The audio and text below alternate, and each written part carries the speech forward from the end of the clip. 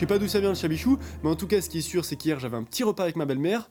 Alors je peux vous dire qu'elle a mangé du chabichou et elle puait tellement de la gueule après que ça vient au moins du Moyen-Âge. Hein.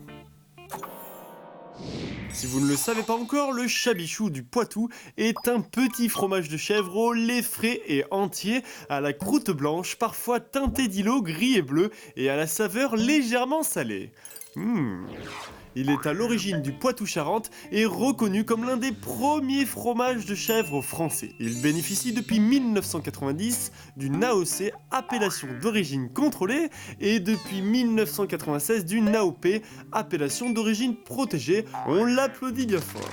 Son origine remonte au 8e siècle lorsque les Sarrasins envahirent le sud de la France, accompagnés de leurs troupes et de leurs chèvres. Ainsi, après leur défaite contre Charles Martel en 732 à Poitiers, ces derniers auraient fui le pays en y laissant leurs chèvres, ravis de profiter d'un pâturage riche. Jouissant des sols calcaires du Poitou au sommet de la colline de Montbernage, du lait de ces chèvres serait ainsi né le fameux chabichou, le mot chabichou venant sans doute d'une déformation de l'arabe chebri, signifiant petite chèvre, et de l'occitan kabékou, signifiant chèvre.